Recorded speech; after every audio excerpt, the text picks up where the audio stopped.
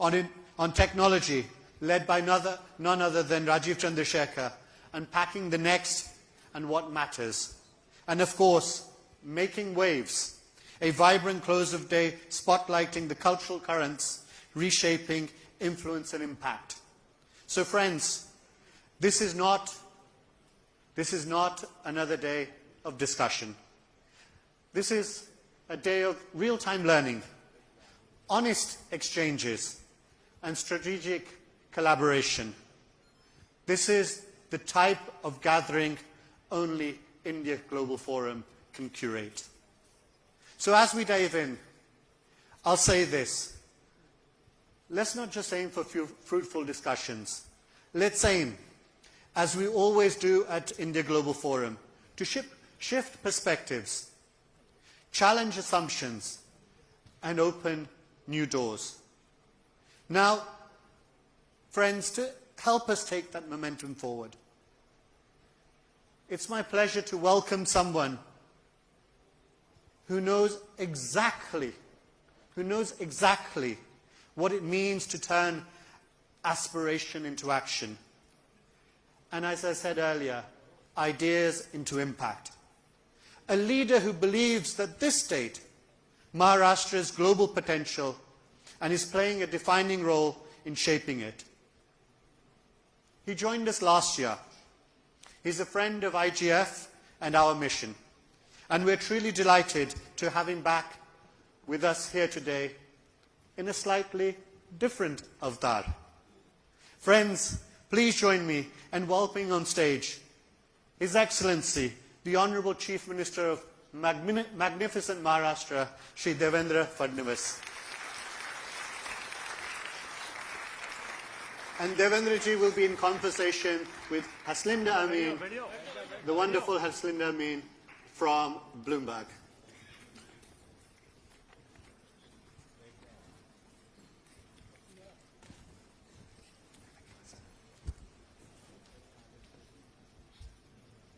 Good morning. It is well known that the state of Maharashtra is the wealthiest in India. It's also super ambitious. It wants to be a $1 trillion economy by 2029. It wants to be in the driver's seat when it comes to fintech revolution. Essentially, it wants to be at the heart of India's growth story. And the man in the driver's seat is the Chief Minister, who's been in this position for a third time. Chief Minister, a pleasure to have you with us. Same here, thank you. We talked about how there's so much angst out there, uncertainty. Give us a sense of how that's impacting investor sentiment. We know that the likes of Blackstone, AWS, have committed billions of dollars to the state of Maharashtra. Are you now sensing that potential investors are sitting on their hands slightly, waiting for more clarity? So, I don't think so, because, today is better than yesterday and tomorrow will be better than today. And I mean, this all global headwinds which we are experiencing, we have also assessed that, and we feel that that's creating a new opportunity for us as well. So we are aligning ourselves as a new destination for a global supply chain. And I think our investors believe in us. So, I mean, after all this headwinds started, we are interacting with our investors, and they are also confident, they are bullish. They don't feel that, something is going to impact them as much as it is talked about. And see, these shifts are creating opportunities for which we are trying to be ready. So I'm absolutely sure that, our endeavor to become a $1 trillion economy, we have already charted the path, and I don't think that these headwinds will be able to disrupt us. So how are you positioning the state to lure the investments? Where are the opportunities? We know that the state is seeing a new phase of industrialization. So you see, right now if you look at Mumbai, Mumbai is already our fintech capital. And now the fintech and AI revolution is actually captured in Mumbai. And who's who into fintech is now coming to Mumbai. And I think that in the space of fintech and AI, we are focusing more on Mumbai. If we look at the IT revolution and biotech, we are focusing more on Pune. If you look at new sectors like AV, we are focusing Chhatrapati Sambhajinagar. Now our new destination is Gadchiroli, which is fastly becoming the new steel hub of India. And I think if you look at the new industry, we are focusing more on the new industry into green technologies, into smart technologies, and we are experiencing a lot of interest because of global situation. I think the +1 policy we are experiencing here. So we are actually doing business with all the major global players. We are doing it with Toyota. We are doing it with Hyundai. We are doing it with NTT. And also the Indian global companies like Reliance, like JSW, like Tata, like Mahindra.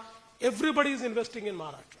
So for those watching and investors waiting to dip their toes in the state of Maharashtra, where should their money be going to?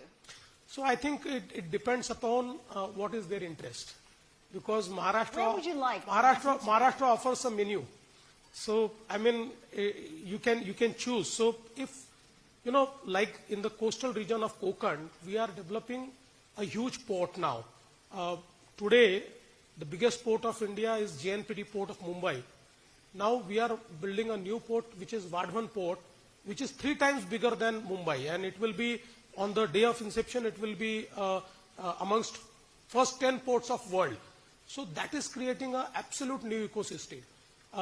We are building a new Mumbai near the new Mumbai airport, which will be 3 times bigger than Mumbai. We are building a 4th Mumbai in the area of Vadhavan, where a 3rd airport for Mumbai will come, where the bullet train will also stop. So entirely a new city, a new ecosystem we are building. We are building innovation city in the new Mumbai. This innovation city will be one of its kind, where we want to host all type of innovations and we want to create a city for innovation. Again, we are building a Edu city where all the foreign universities can actually house themselves. And we have already finalized 5 foreign universities, which are amongst first 100 global universities. So if you look at in and around Mumbai and Pune, a huge ecosystem is being created. But apart from that, if you go to Vidarbha, a new ecosystem you can see, where now solar manufacturing, a lot of solar manufacturing is being done, and a lot of interests are being created there.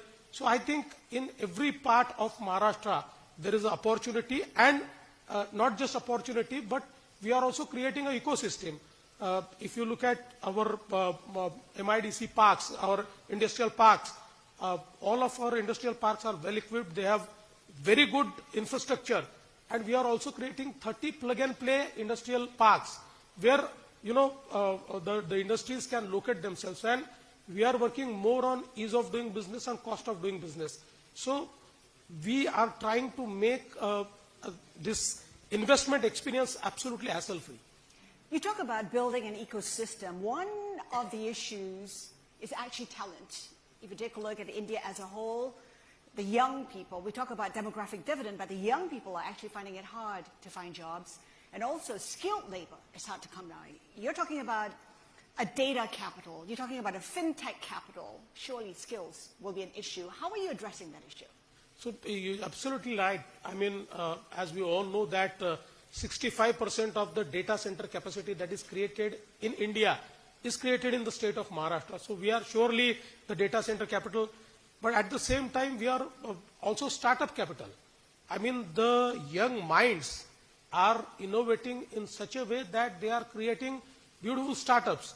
So if you look at the Startup India report, which is published recently, that shows that by absolute number and by absolute investment, now the startup capital is Maharashtra. It's no more Bangalore, it's no more Hyderabad. It is Maharashtra. And fintech capital is also Maharashtra. And also in the space of AI startups, Maharashtra is leading the way. So I think there's huge talent. There's no dearth of talent. There's huge talent. No shortage. Absolutely no shortage. There's huge talent. And I think with our endeavor of creating skill manpower. We have already started a skill university. This skill university is catering to create skill in all sectors, whether it is low-end skills or high-end skills. So we are trying to do that. Recently, with Microsoft, we actually trained 10,000 women in AI. So I think this endeavor of creating skilled manpower is also there. So I don't think that there will be any dearth of skilled manpower in the state of Maharashtra. The next Silicon Valley? I think, yes. I like the confidence. Your officials, Maharashtra officials, have been very busy trying to lower investments. At the recent World Economic Forum in Davos, you signed 60 MOUs. That's massive. Absolutely. If translated well, that could amount to about $200 billion.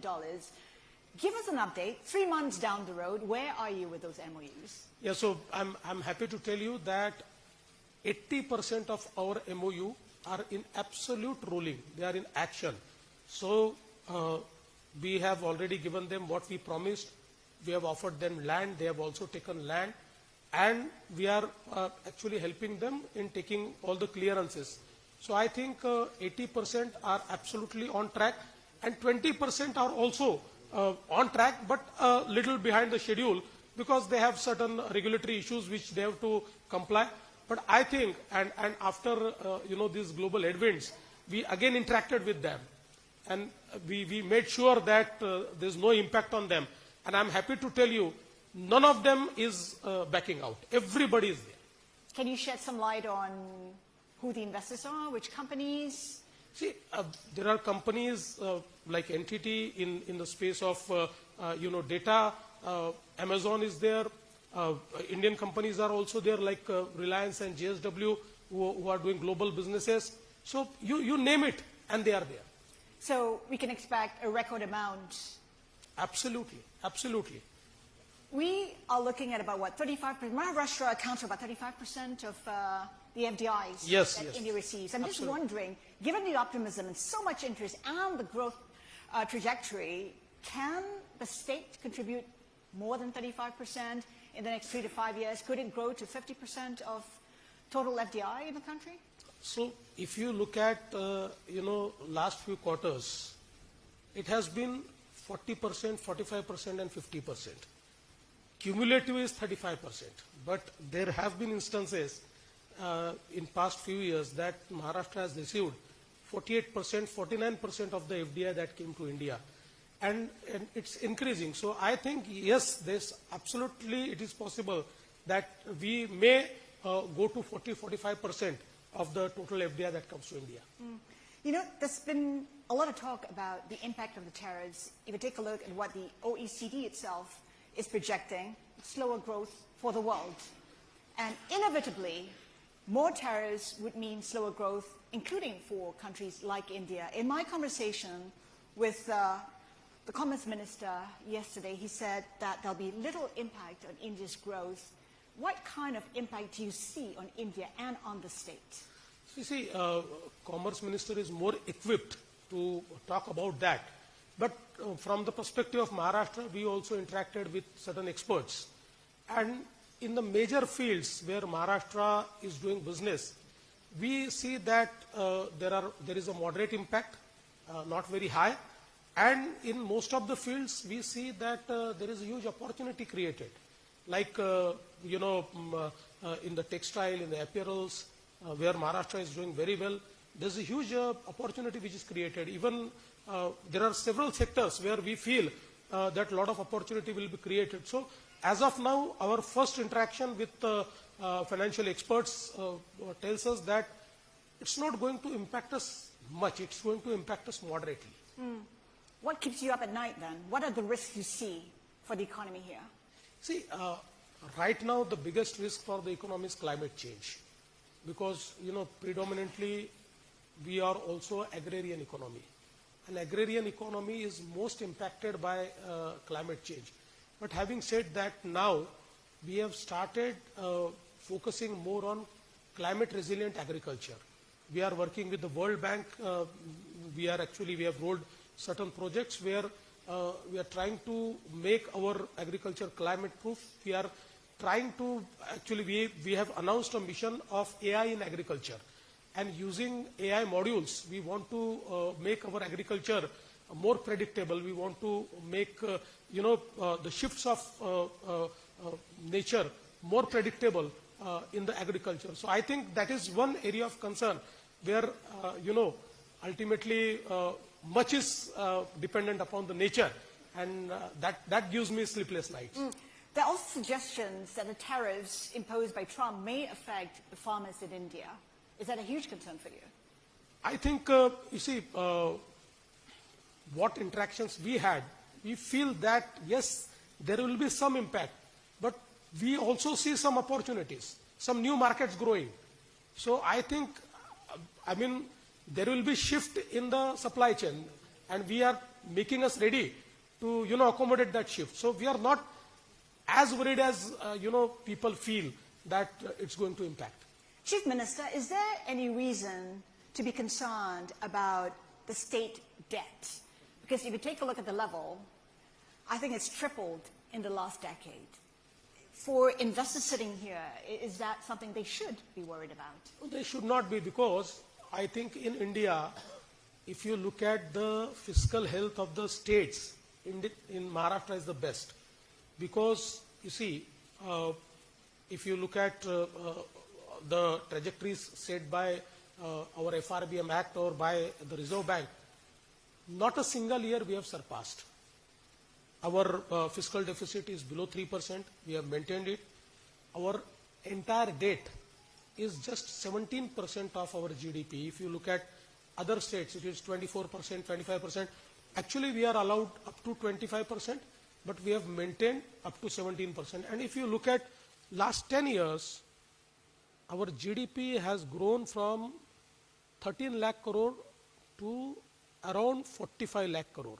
So 3 times we have increased our GDP, and compared to that, our debt has not increased in that fold.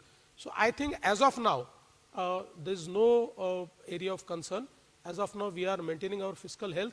And in Maharashtra, we have always tried to maintain our fiscal health, because Maharashtra is known for good economy. We contribute 14 to 15% to the national GDP.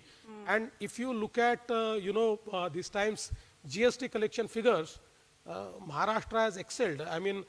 If you look at, I wouldn't say our competitors, because they are our fellow states, but if you put together number 2 and number 3 together, then also Maharashtra is more than that.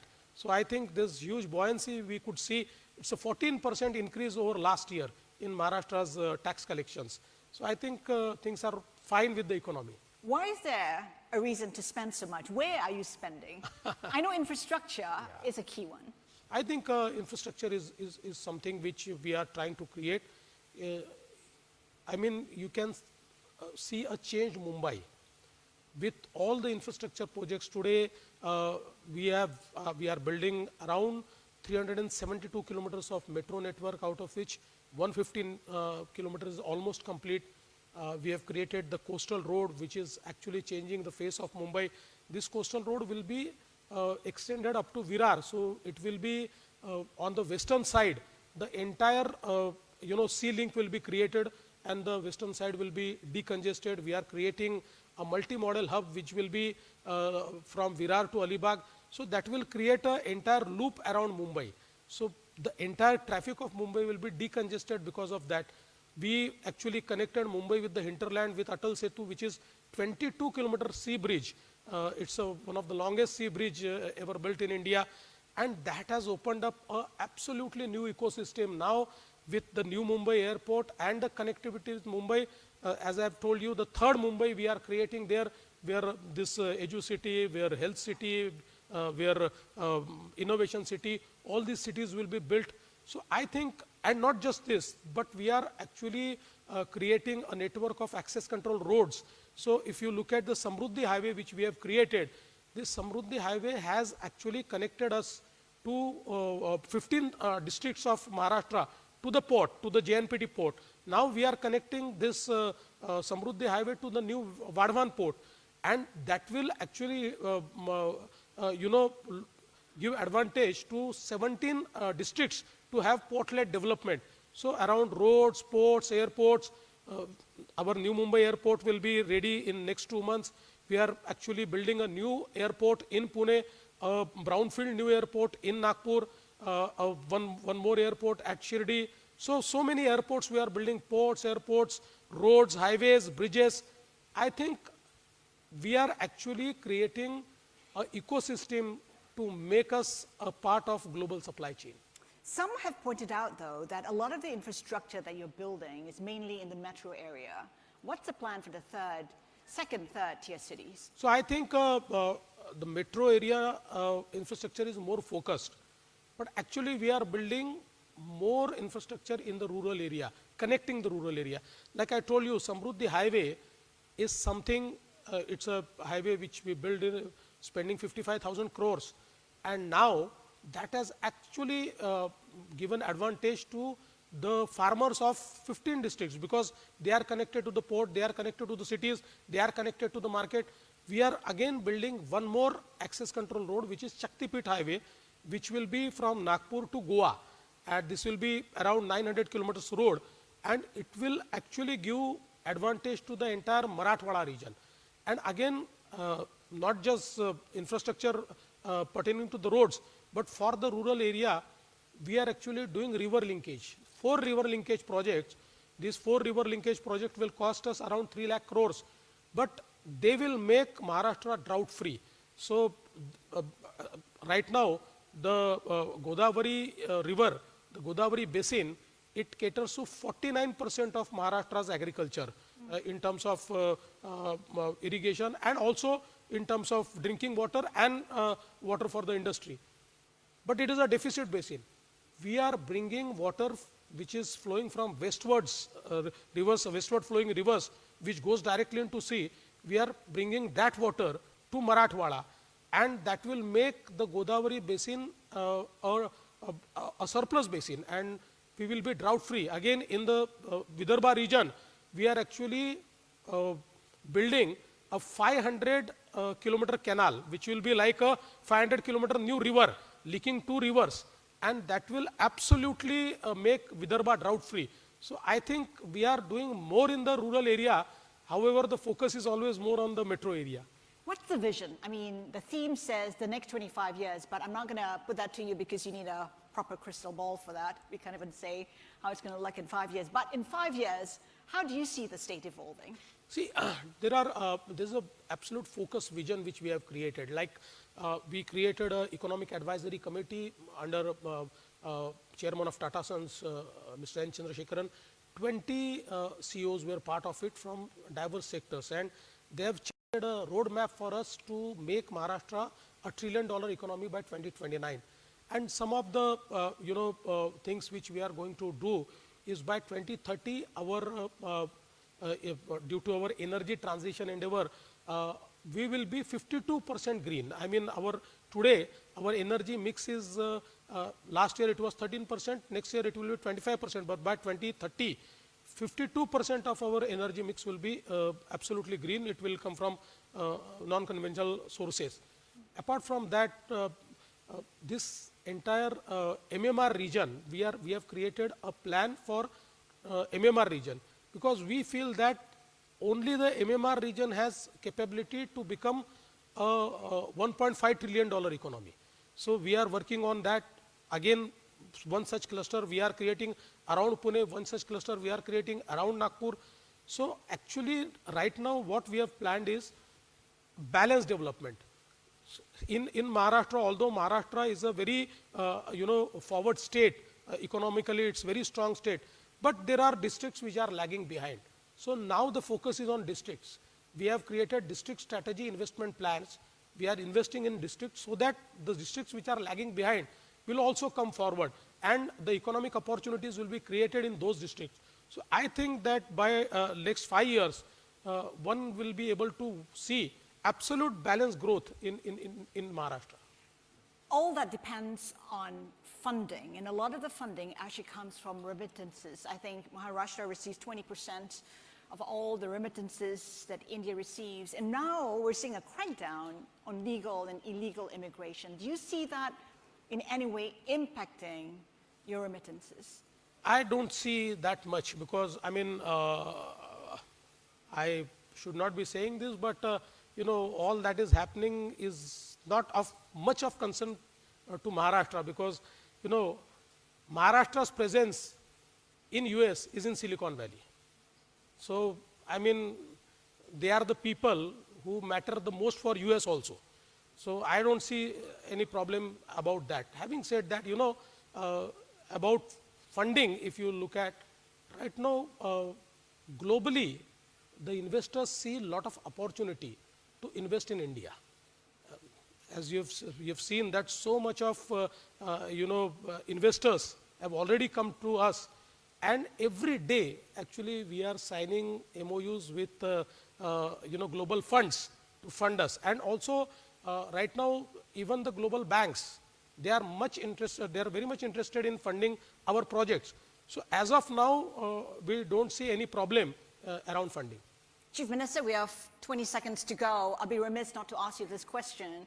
You have said that the successor of Prime Minister Modi will not come from the state of Maharashtra. What's the basis of that comment? No, I have said that it is not right time to think about successor of Mr. Modi because in 2029, Mr. Modi will be again Prime Minister.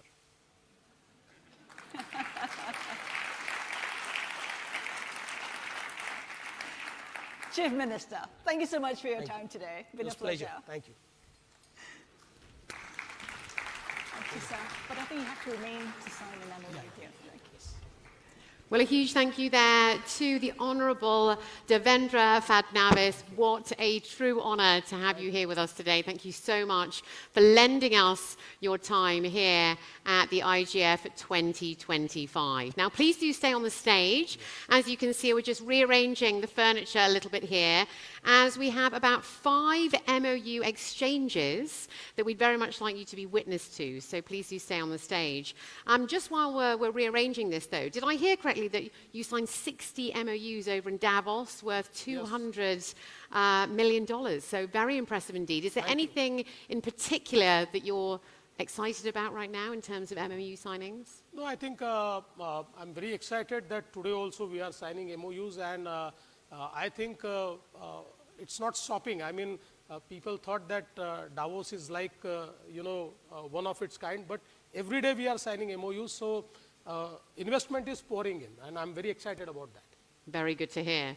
Right, I think it's time. So to do the honours for us, please give a very warm welcome to Kaustubh Dabse, who is the Joint Secretary and OSD to the Chief Minister, who is here with us to facilitate the MOUs. So please give a very warm welcome to Kaustubh Dabse. A very warm welcome.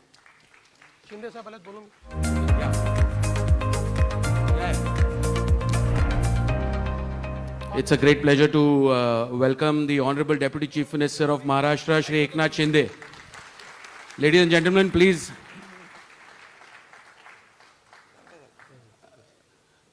So we are taking over the proceedings for the next few minutes because this is quite an historic event. It's an historic occasion, and what you're going to witness is probably something that the state government has never, ever kind of endured. So let me start by first introducing the first MOU. The first MOU or the first association is with a top global company, a company which is known to all of you as Unilever.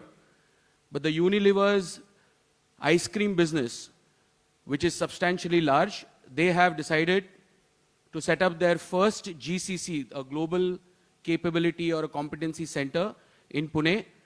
And we have the global CFO of the Magnum ice cream company, Shri Abhijit Bhattacharya. We also have Toloy, the CEO of the India business. And we have Prashant Premrajka, the CFO of the India business. And we have Shri P. Anarbalgan, the Secretary for Industries. Please join the stage.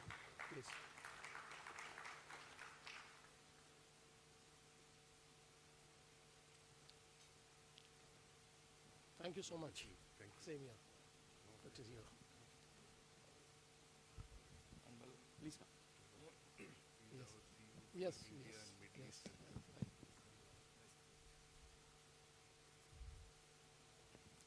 Ladies and You gentlemen, can show it like this. the Magnum Ice Cream Company's Global Capability Center in Pune.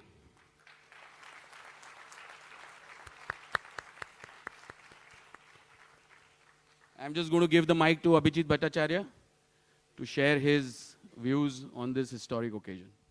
Thank you, Kaustubh. Thank you, Mr. Chief Minister, Mr. Deputy Chief Minister, the Secretary for Industry, senior government officials who are here, and dear colleagues and friends.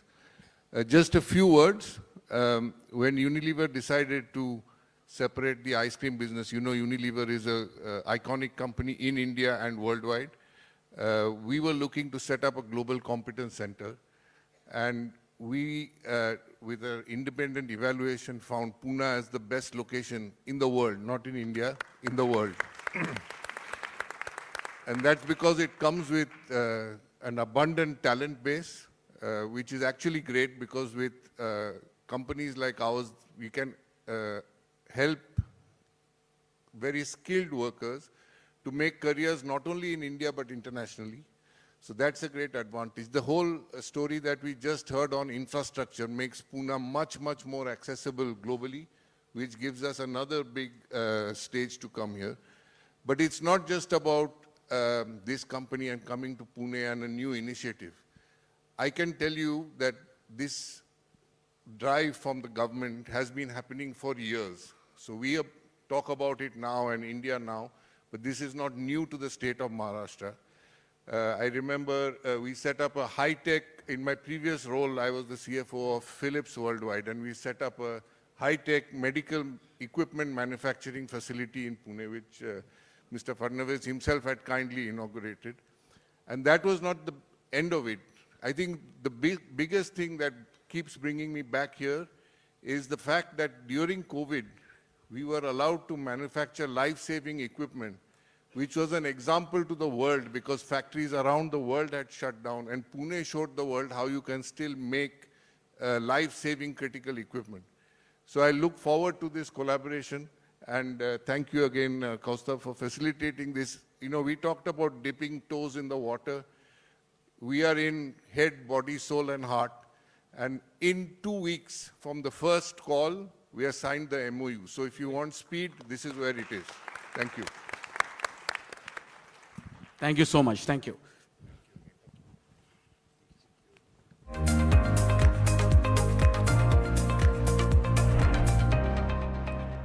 I now invite Dr. Sanjay Mukherjee, the Metropolitan Commissioner, to please grace us with his presence on stage. Ladies and gentlemen, you have heard about MOUs that are made, and we witnessed one historic one today where investments are made on stage. But what is extremely critical is about the infrastructure work, which was earlier led by the Honorable Deputy CM when he was CM, Mr. Shinde, and the Honorable Chief Minister now, which is moving forward in that direction. And in order for us to really make sure that these infrastructure projects are delivered on time, and that is the reason why I said that today is a historic day, we are signing a series of investment intents where funding has closed with top 5 institutions in the country. If you remember, Mr. Fadnavis, the Honorable Chief Minister, mentioned this in one of his speeches, that about $100 billion is required by Maharashtra in the next few years, and that money is required to ensure that we create world-class infrastructure. Today, MMRDA is getting into the groove and signing MOUs worth $50 billion of investments that are going to come to fund all these historic projects. So let me start by first welcoming Shri Sanjay Kulshrestha, Chairman and Managing Director of HUDCO, and his team.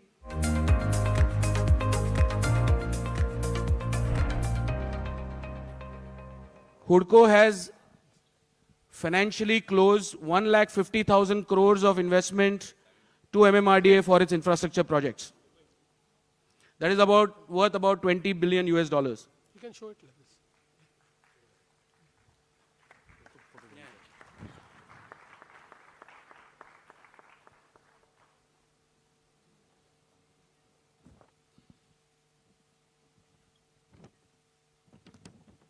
Congratulations. Congratulations. Yeah.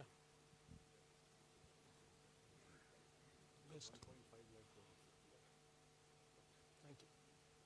Thank you so much, Mr. Kulshrestha, for your support to MMRDA. I now welcome Shri Harsh Baveja, Director Finance, REC, and Mr. Rahul Dwivedi, Executive Director, REC. Ladies and gentlemen, REC has extended a funding of 1 lakh crores to MMRDA.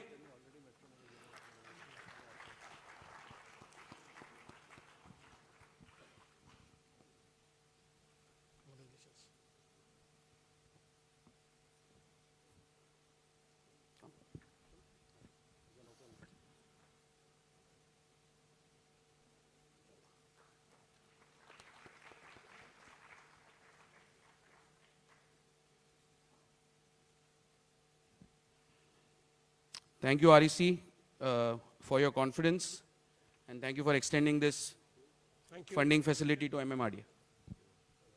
Yeah, I know. Work with us.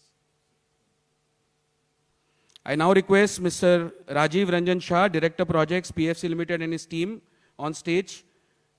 PFC has extended funding worth 1 lakh crores to MMRDA for their projects.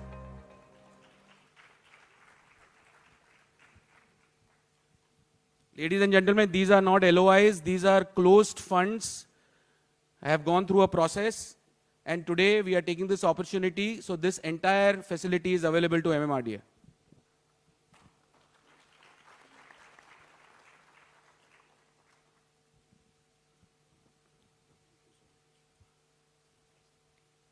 Thank you.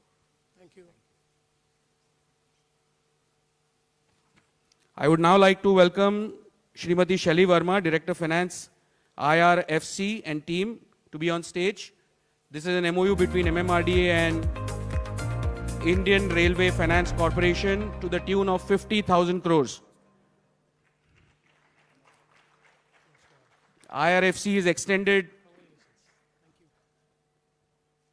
infrastructure funding to the tune of 50,000 crores to MMRDA.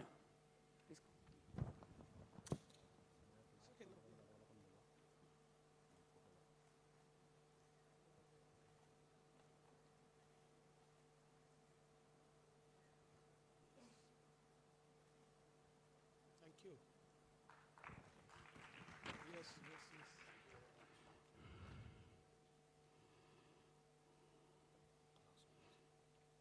Last but definitely not the least, I am going to request Shri Raj Kiran Rai, Managing Director of NAB FID and team, National Banking for Finance, Infrastructure and Development, to exchange his MOU worth 7,000 crores to MMRDA.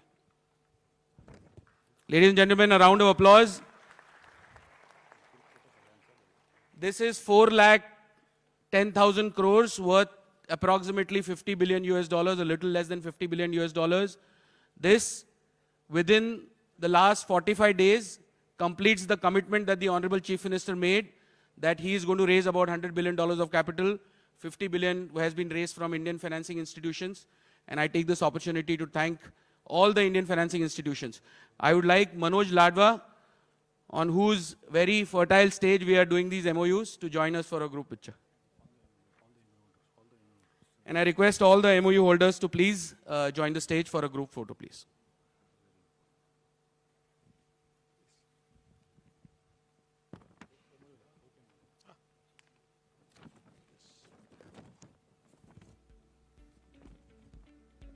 The industry secretary can also join. Please come on.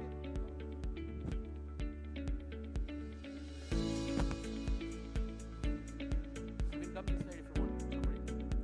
Yeah. Papa, yahan aaiye. Yahan aaiye.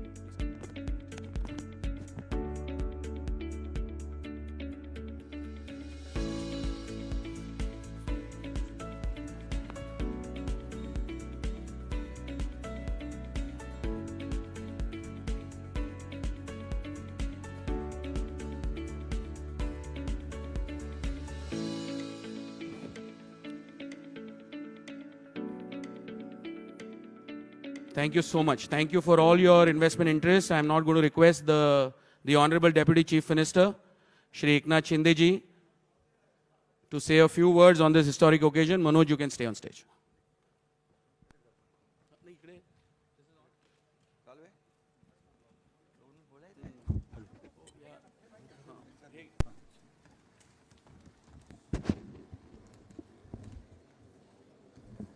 नमस्कार, जय Maharashtra.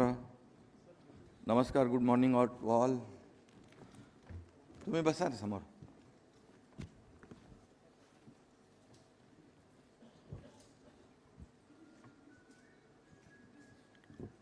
All the dignitaries present here today, our Honorable Chief Minister Devendra Fadणवीस ji and other dignitaries. At the outset, I welcome all of you in this dynamic city of Mumbai, the growth engine of the country. I also congratulate the Managing Committee of India Global Forum for organizing this next 25 event, which will define the next 25 years of India's growth story. Mumbai is the growth engine of the country, and we are trying to increase the power of this engine. Our government is planning to make Mumbai and Maharashtra smarter. From industrial corridors and logistic parks to digital governance reforms. Our vision is to make this state the launchpad for India's economic leap into the future, which was explained by our Honorable Chief Minister just now. आज का दिन हम सभी के लिए एक ऐतिहासिक दिन है. MMRDA देश की पहली सरकारी एजेंसी है, अथॉरिटी है, जिसके माध्यम से आज 3.5 लाख करोड़ के 4 लाख हो गए. कौशुभ 4 लाख हो गए ना, 4 लाख साइन हो रहे हैं. ये स्वदेशी ये सपोर्ट है, और ये हमारे घरेलू निवेश के लिए भी एक ऐतिहासिक दिन है. आज हमारे आदरणीय मुख्यमंत्री महोदय जी ने हमारे महाराष्ट्र के लिए, महाराष्ट्र का विजन क्या है, महाराष्ट्र कैसे आगे बढ़ रहा है, मुंबई MMR क्या हो रहा है और कितना पोटेंशियल है हमारे यहाँ, इसके बारे में आपको बताया है. आज MMRDA विद्युत मंत्रालय की Maharatna company REC Limited, Power Finance Corporation, Maharatna Housing and Urban Development हुडको, mini Ratna Indian Railway Finance Corporation, National Bank for Financing Infrastructure and Development जैसी कंपनियों के साथ MOU साइन कर रही है. ये खुशी की बात है कि इस MOU में मिनी रत्न, महारत्न और नवरत्न कंपनियां शामिल है. वैसे महाराष्ट्र भी हम अपने आप में एक रत्न है, और इसलिए महारत्न और ये सब इससे MMR में इंफ्रास्ट्रक्चर के विकास को गति मिलेगी. गत 3 वर्षों में दावोस के वर्ल्ड इकोनॉमिक फोरम में 20 लाख करोड़ के MOU साइन हुए. यह अपने आप में एक रिकॉर्ड है. MMRDA ने MMR रीजन का इंफ्रास्ट्रक्चर मजबूत करने के लिए इस साल दावोस में 3.5 लाख करोड़ के रिकॉर्ड जो हमारे मुख्यमंत्री और उद्योग मंत्री के मार्गदर्शन में साइन हुए हैं, ये भी अपने आप में एक बड़ी बात है. 15 लाख के लगभग MOU साइन हुए हैं, 15 lakh crore. World economic forum हमारे MMR को वर्ल्ड इकोनॉमिक सेंटर के रूप में विकसित करने में सपोर्ट कर रहा है, ताकि निवेश आकर्षित हो और अगले 7 वर्षों में इस क्षेत्र के लिए $300 मिलियन की GDP के लक्ष्य को प्राप्त कर सकते हैं. हमारी केंद्र सरकार भी मुंबई के विकास को मजबूती प्रदान कर रही है. मैं भारत के लोकप्रिय प्रधानमंत्री नरेंद्र मोदी जी को धन्यवाद देता हूँ और उनके कुशल मार्गदर्शन और समर्थन के लिए उनका स्वागत करता हूँ, क्योंकि उन्होंने भी कहा था कि मुंबई को हम ग्लोबल फिनटेक हब करेंगे, और महाराष्ट्र ये देश का ग्रोथ सेंटर है. आज भारत ग्लोबल कैपेबिलिटी सेंटर के हब के रूप में भी उभरा है. बेंगलोर, हैदराबाद, पुणे, गुड़गांव जैसे शहरों में कई GCC है. गूगल, अमेज़ॉन, गोल्डमैन सैक्स और जेपी मॉर्गन जैसी प्रमुख कंपनियां जीसीसी भारत में कार्यरत है। आज हम पुणे में भी जीसीसी लॉन्च कर रहे हैं नए से। ऐसा ही जीसीसी का शुभारंभ पुणे में हो रहा है, जो हमारे महाराष्ट्र के प्रगति के लिए बहुत बड़ा योगदान होगा। जीसीसी सिर्फ ऐसे देशों में बनाई जा सकती है जहां पर ऑपरेशन कॉस्ट ज़्यादा ना हो और स्किल वर्क फोर्स हो। इन सभी पैरामीटर्स में हम आज हमारा महाराष्ट्र नंबर 1 में है, और कई सभी सेक्टर में नंबर 1 वो मैं नहीं बताऊंगा, वो आदरणीय मुख्यमंत्री जी ने बताया है। IT, infrastructure, AI, data analysis and business secret information, engineering, research and development, AI, robotics आदि का उपयोग इन सभी क्षेत्र में महाराष्ट्र को उज्ज्वल भविष्य है। जीसीसी भारत को दुनिया का पावर हाउस बना रहे। जीसीसी के क्षेत्र का ग्लोबल लीडर बनने का पूरा पोटेंशियल हमारे देश में है। जीसीसी हमारे देश के प्रतिभा को दुनिया के सामने ला सकती है। भारत में लाखों इंजीनियर, आईटी विशेषज्ञ और कुशल युवा है। जीसीसी का इस्तेमाल करके नई तकनीक जैसे आर्टिफिशियल इंटेलिजेंस, रोबोटिक्स और डेटा एनालिटिक्स में काम कर रहे हैं। ये हमारे युवाओं को मौका दे रहे हैं कि वे दुनिया की सबसे बड़ी कंपनियों के साथ कंधे से कंधा मिलाकर काम करें। जीसीसी हमारी अर्थव्यवस्था को भी मजबूत कर रही है। मुझे विश्वास है कि आने वाले सालों में जीसीसी भारत को $5 ट्रिलियन के डिजिटल अर्थव्यवस्था बनाने में काफ़ी मददगार साबित होगी। मुझे इस बात की भी खुशी है कि महाराष्ट्र $1 ट्रिलियन उसमें हमारा योगदान देगा, लेकिन नीति आयोग ने कहा है कि मुंबई एमएमआर में ही एक नहीं $1.5 ट्रिलियन का पोटेंशियल है। इतना बड़ा पोटेंशियल मुंबई एमएमआर में, और इसलिए आदरणीय प्रधानमंत्री जी का सपना है वो उसमें योगदान देने में महाराष्ट्र सबसे आगे रहेगा।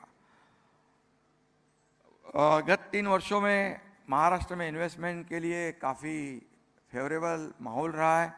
World class infrastructure, skill man power और मजबूत सरकार ने महाराष्ट्र को घरेलू मतलब स्वदेशी और विदेशी दोनों ओर से लोग पसंद कर रहे हैं।